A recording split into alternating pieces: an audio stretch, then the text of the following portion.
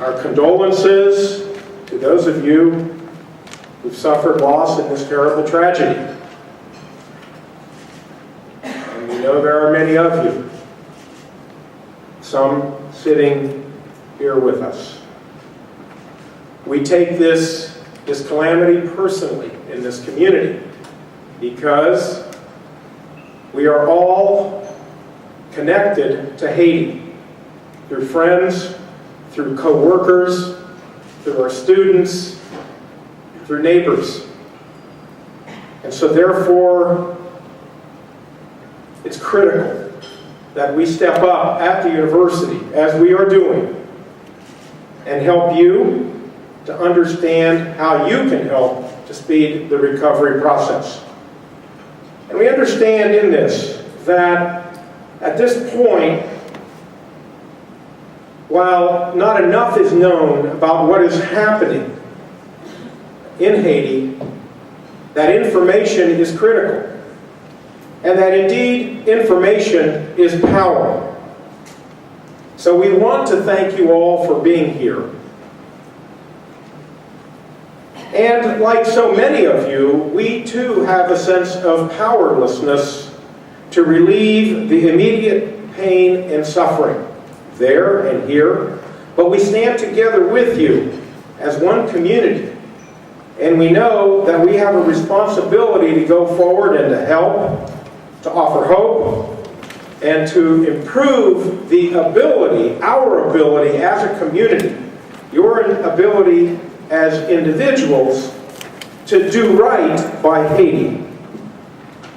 This afternoon, we bring together numerous specialists, most of whom, but not all, are members of the FIU faculty. We also have a number of other specialists here from the U.S. Department of State, from our counseling center, from our faculty, who stand ready to provide help should you need it. Because we understand that being so close to the event itself and having so little information is cause enough for you to need assistance.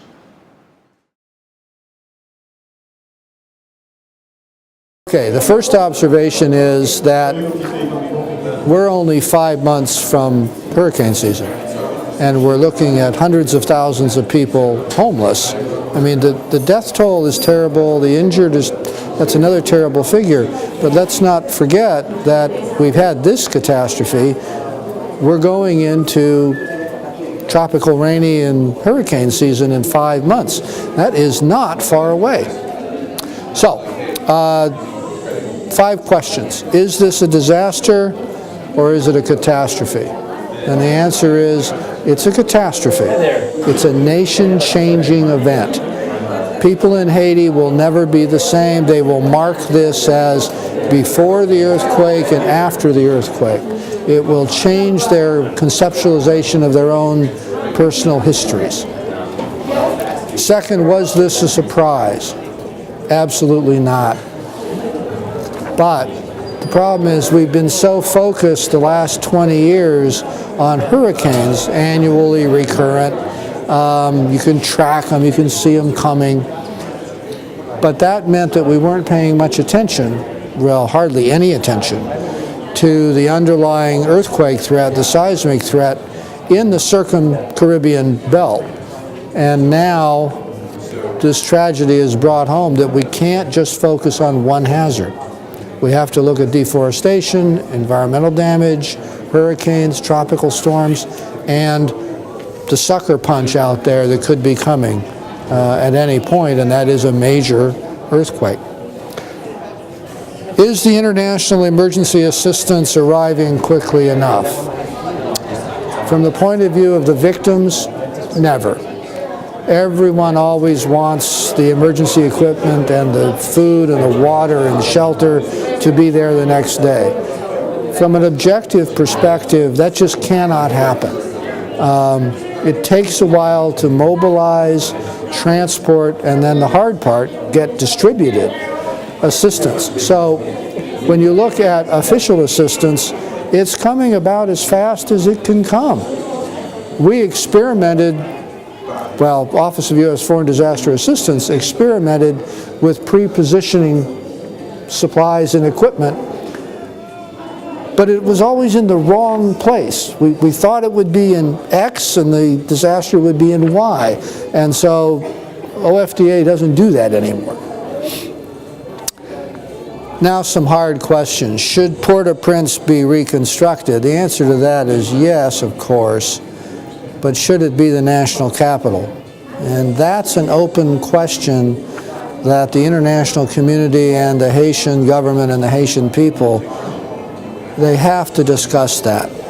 Do you really want to concentrate a third of the nation's population, political, social, and economic power in a very vulnerable alluvial soil, in a very vulnerable area?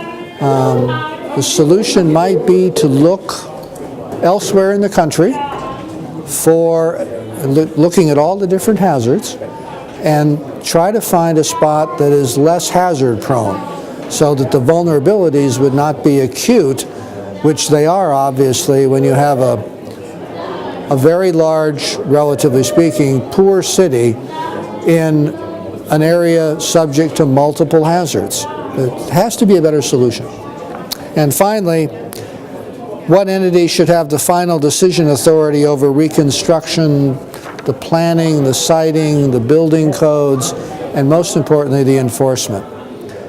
This is a question to be debated between the international community and the Haitian government because it involves Haitian sovereignty.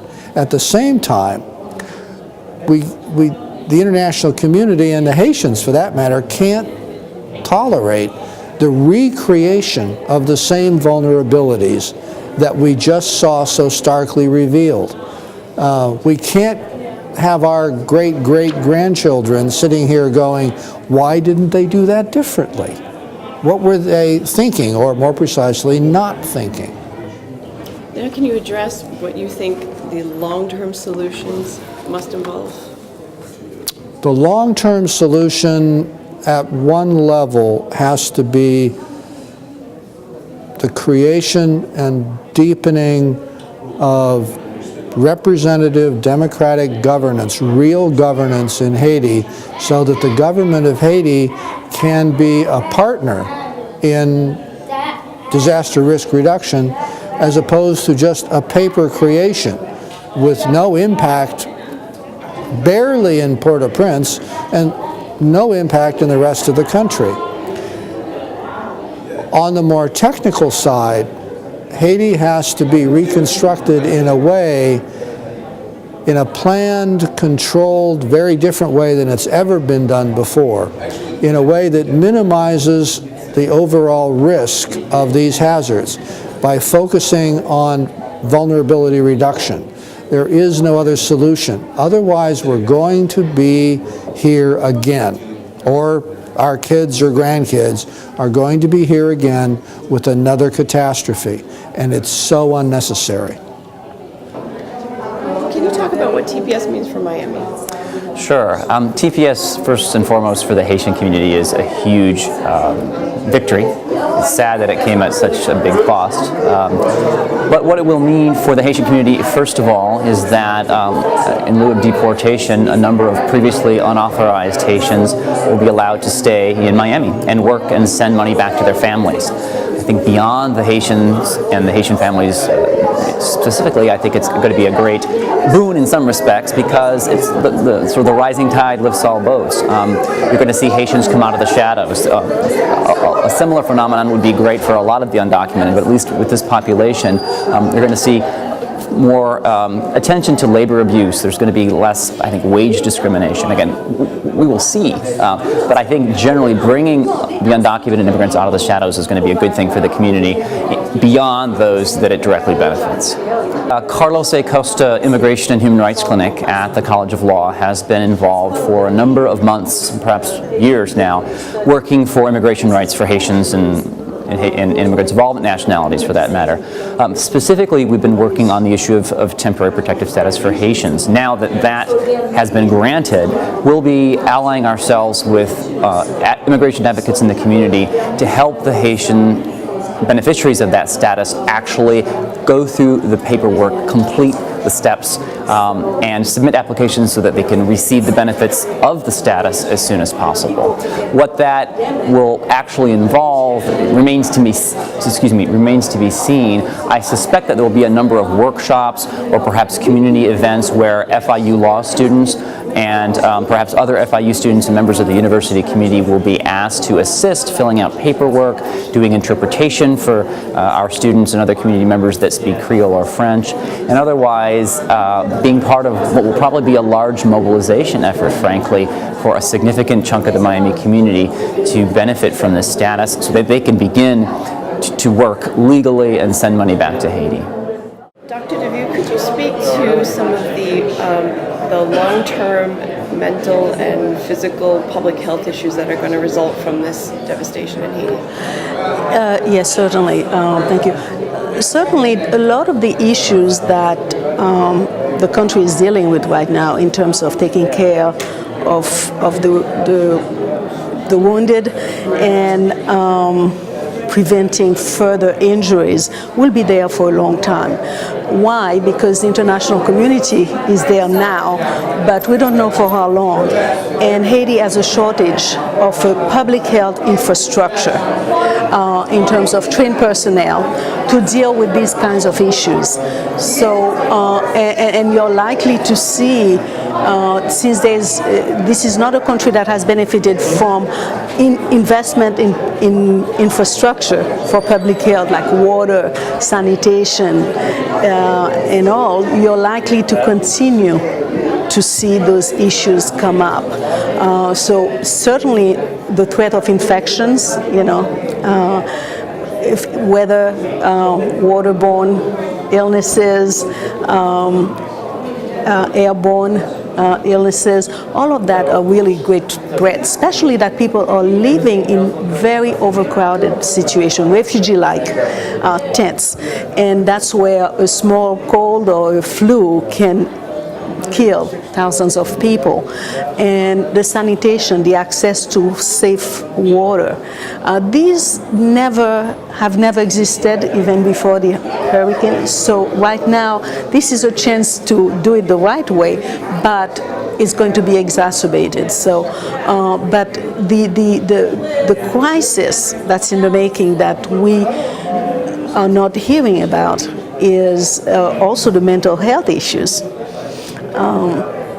Post-traumatic stress disorders, we know after disasters such as that, and there's going to be a need to build capacity to deal with these types, because I don't think the country doesn't have this infrastructure. So where I see we could make a contribution, for example, is really to train paraprofessionals and people to intervene on a large scale to address some of these issues. And the vulnerable children, it is really the major casualty in that tragedy. What's going to happen to the children and the orphans of Haiti? Well, there were quite a number of them already. And right now, there are some orphanages, but not enough to take care of children, because there are a significant number of street children. If you go to Haiti and you walk around, and you will see, sometimes they are concentrated in some areas of town. But this is an area which I guess some organizations like UNICEF will, although they have been involved in dealing with those issues, will have to take a leadership to help ameliorate, because the long-term casualties for all these infants that are orphaned, additional infants that are orphaned, of course, will be devastating for the country. In addition to helping the victims, even the adult victims. So those are issues that will need to pay attention. And children are much more vulnerable as well to all the physical illnesses that infections that we are talking about. possible outbreaks because of their immune system being, not as easily, not able to deal with with shock and trauma as well. So unless there is a special focus, it's the children, and they are about 50% of the population, 40 to 50% of the population in Port-au-Prince is categorized as children. That means under 18 years of age. So, in the wake of the catastrophe in Haiti, there's been more attention devoted to Haiti than I've seen in my 30 years covering and studying Haiti for a long time. Now, seemingly everybody is paying attention to Haiti, and moreover, in a positive way. People feel tremendous sympathy for it, whereas in the past, when people in the U.S. pay attention to Haiti, it's almost always linked to concern about refugees coming from Haiti, and ways to stop the refugees from coming to Haiti has been really the way the U.S. has been most interested in Haiti in the past.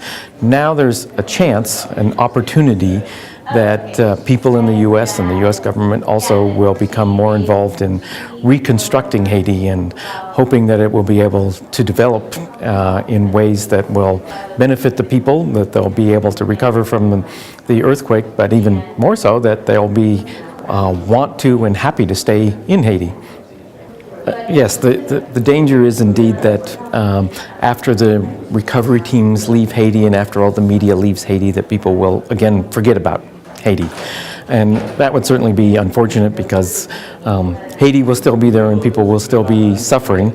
And for people who just care about people who are suffering, that in itself would be sufficient motivation to care about Haiti. But for other people, it's also important to recognize that Miami is the capital of the Caribbean, and Haiti is one of the most populated places in the Caribbean. It is just across the strait from Cuba, and what happens in Haiti reverberates throughout the Caribbean, most obviously in whether or not immigrants and refugees leave Haiti, but also in other indirect ways, that it's a source of culture and a place to visit and learn more about, a place for possible economic investment. For all those reasons, I hope people continue to pay attention to Haiti.